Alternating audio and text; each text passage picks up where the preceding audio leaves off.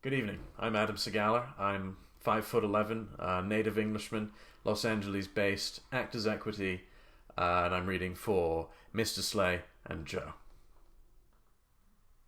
What are you doing here? How long have you been standing there? Answer me. What? Is that what you've come here to say? Yes, I can see you very well from here. How may I help you? Why? No. No, I'm not inclined. Perhaps not. I find neither stimulation nor revelation to be regularly present in a live theatrical. Is there anything else I can help you with? What is? I see. That is confusing. From what I've heard, Daisy is the superior performer. Audiences prefer her, as do her colleagues. She's willing to continue. Why allow a less talented player to be reinstated? So, before there were wagons, we walked. Before there was electricity, we spent our evenings huddled in the dark. When improvements present themselves, they should be embraced. That is how civilization advances. Allowing weaker specimens to thrive is the hallmark of a diseased society, a deficient instinct we must push beyond. We remove the soft tissue so that muscle may grow. That is what scalpels are for. Which helps no one and hinders the rest. Humouring the sick is no cure. Kindness will not turn tainted fruit fresh, and in the meantime the rot will spread, and spread and spread, and those who allow it to grow are as much to blame for the impending carnage as the contagion itself. We are called to respond to malfeasance, to speak up, to strike out, and not at our own pace, no.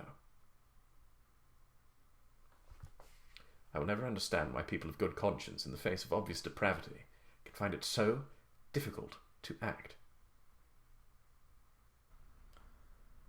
That's an excellent point. No, thank you for saving me from having to make it. I understand you don't find my questions essential, that's fine. I was only asking them to ascertain whether you were aware of the risks attached to your behaviour, or whether you were wandering about in some sort of oblivious fugue, in which case I'd have gone on to inform you, candidly and firmly, of the dangers you seem determined to plunge quite directly into. But should you have, given the circumstances, the murderer, the young girls, the dark, should you not have opted to be accompanied, to take a trolley or a taxi or an hansom cab? Haven't you? You're no chorus girl any more, miss. Or shall I say Mrs. Ambrose? No, not officially. It's generally frowned upon for police officers to take in musical reviews while they're on duty. So I stood in the back. I particularly liked the number with the dancing mops. Buckets of Love, that was it. Detective Joseph Chandler, at your service. Did you? No, you're quite right to be worried. This deviant has been very active in the area around the theatres. That's why I've been stationed there. That's why I followed you, to be sure no one else would. No, you don't like a little start now and then. It's good for you. A little fear. Of course it does. Your blood pumps, your heart's in your mouth, all your senses are sharpened. We think we fear fear, but in fact we crave it. We cultivate it, we trust it.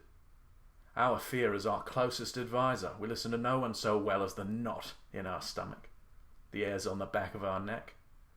You, for instance, have read the lurid newspaper accounts, heard the stern police warnings and dismissed them out of hand, but one pretend homicidal maniac pretends to accost you, and now you'll never